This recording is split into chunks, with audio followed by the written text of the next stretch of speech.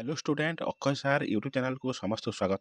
वर्तमान देखंतु एई वीडियो रे आमे एक लेटेस्ट जॉब अपडेट विषय रे जानिबा। जो माने 10th प्लस 2 एवं एनी डिग्री लेवल रे पास करिसंती एई जॉब टी सेई मानक पई देखंतु उ डबल एससी तरफ रु ऑफिशियल वेबसाइट को गले 16 नवेम्बर रे गुटिए एडवर्टाइजमेंट देखबा को पाइबे, जहां एई वीडियो रे डिस्कशन करबा। देखंतु आपनकर उ double SC combined recruitment examination, जहाँ विभिन्न प्रकार फिजिकल मेजरमेंट एवं फिजिकल एफिशिएंसी थिबा ग्रुप बी एवं ग्रुप सी रो पोस्ट अच्छी। आज आम ए वीडियो रे डिस्कशन करबा। यह सब इन्स्पेक्टर जॉब रहिबो। देखंतु एसआई ऑफ ट्रैफिक एवं एसआई आमर एक्साइज डिपार्टमेंट रो माने जॉब रहिबो। एसआई लेवल रे पोस्ट रहिबो। जो माने ए जॉब को अप्लाई करबा को चाहउचंती से माने संपूर्ण विषय जानिबा परे अप्लाई करंतु। वीडियो टिकु फास्ट रो लास्ट जाय देखंतु, संपूर्ण जानि परिबे। देखंतु जो माने प्रथम थर चैनल को आछंती, चैनल को सब्सक्राइब करना, चैनल को प्रथम सब्सक्राइब करी रखंतु, जहाँ आपन को एई लेटेस्ट जॉब विषय अपडेट एवं विभिन्न प्रकार government competitive related classes important classes पाइबे। वीडियोटी लाइक करनियंतु एवं आपन को सांग मानक सहित शेयर करनियंतु। देखंतु फॉर्म केबेटू अप्लाई हबो, केबे लास्ट डेट रहिबो, एज क्राइटेरिया कोन रहिबो, एजुकेशन क्वालिफिकेशन, हमर एग्जाम फी केते रहिबो, एग्जाम पैटर्न एवं डिटेल सिलेबस एवं ता सहित मेजरमेंट आपनकर फिजिकल एफिशिएंसी केमिति कोन हबो सब डिटेल्स जानिबा। चलु तो स्टेप बाय स्टेप जानिया। फास्ट देखंतु आरो अप्लाई डेट केबेटू आरंभ हबो। देखंतु ऑनलाइन रजिस्ट्रेशन आपनकर 25 नवेम्बर 2024 रु आरंभ हबो। एंड डेट अछि 24/12/2024। आपण माने एई डेट रे मन रखंतु। आरो देखंतु जी लेवल कोन रहिबो, ग्रुप कोन रहिबो, आपन सैलरी ग्रुप कोन रहिबो सब डिस्कशन करिबा। देखंतु आपनकर दुईटी पोस्ट रहउची। देखंतु आपनकर सब इन्स्पेक्टर ऑफ ट्रैफिक जोटा ट्रांसपोर्ट कमिशन कम चेयरमैन आपनकर 21 टी पोस्ट रहउची। ता मध्यरु 4 टी होउची वुमेन पई। ग्रुप बी रो रहिबो पोस्ट लेवल 9 ले आपन मानक सैलरी मिलिबो। से भली आपनकर सब इन्स्पेक्टर ऑफ एक्साइज आपनकर एक्साइज कमिशन तरफ रहिबो 10 टी पोस्ट रहिबो। साथि मध्यरु वुमेन पई 3 टी रिजर्वेशन रहिबो। ग्रुप सी पोस्ट रहिबो लेवल 8 रे आपनको सैलरी मिलिबो। देखंतु आपण माने जो माने आर कैटेगरी आइज देखंतु कोन कोन आपनकर यूआर रे केते पोस्ट अछि, एसबीसी रे केते पोस्ट अछि सब डिस्कशन करिया। देखंतु आपनकर जो फर्स्ट रहिला आपनकर सब इन्स्पेक्टर ऑफ ट्रैफिक, आपन जो सब इन्स्पेक्टर ऑफ ट्रैफिक रे देखंतु ट्रांसपोर्ट कमिशन तरफ रहिला यूआर रे 11 पोस्ट रहिबो, जा मध्यरु 4 टी हबो कोन वुमेन पई। देखंतु एसबीसी गुटिए जोटा वुमेन पई रिजर्वेशन रहिबो। आपनकर एससी रे 4 टी वुमेन पई 2 टी रहिबो। एसटी रे रहिबो आपनकर 5 टी वुमेन पई। एठारे कोनोसी पोस्ट नाही। टोटल रहिला 21 टी, तत मध्यरु 4 टी होची आपनकर वुमेन पई रिजर्वेशन रहिछि। से भली आपनकर एक्साइज रे देखंतु इन्स्पेक्टर रे आपनकर एक्साइज रे 6 टी यूआर रहिबो, जो मध्यरु 2 टी होची वुमेन पई, 1 टी एसबीसी रे रहिबो, वुमेन पई एथि नाही। आपनकर देखंतु एटा आपनकर एससी पई नील अछि। एसटी पई देखंतु एसटी पई आपनकर एसटी पई 3 टी, ता मध्यरु वुमेन पई गुटे रहिबो। आपनकर टोटल हैला 10 टी, 10 टी रु 3 टी होची वुमेन पई रिजर्वेशन रहिबो। देखंतु एटी गुटे नोट देला आपन देखंतु PWD candidate are not eligible to apply for post. आपण माने पीडब्ल्यूडी भाई बहन माने ए पोस्ट पई अप्लाई करि परिबे नाही।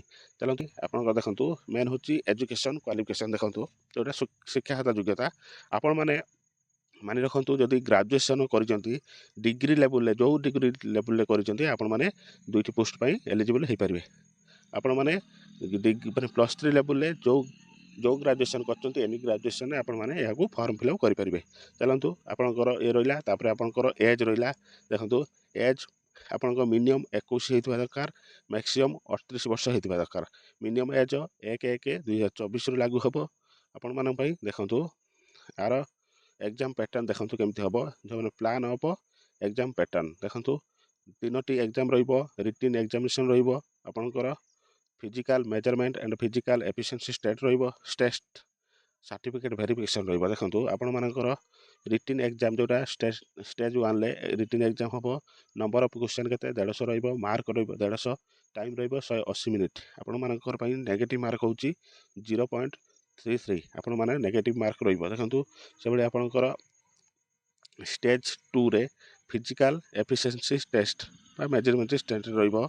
आपण देखंतु physical measurement and physical efficiency test will be qualify in nature. आपण तो एरा क्वालिफाई नेचर रहिबो। देखर सर्टिफिकेट वेरिफिकेशन रहिबो। आपण माने फास्ट रिटन एग्जाम देबे जोटा 150 मार्क रहिबो, 180 मिनिट रहिबो टाइम। तापर आपनको सेकंड स्टेप रे डाकिबे फिजिकल मेजरमेंट और फिजिकल एफिशिएंसी टेस्ट पाई।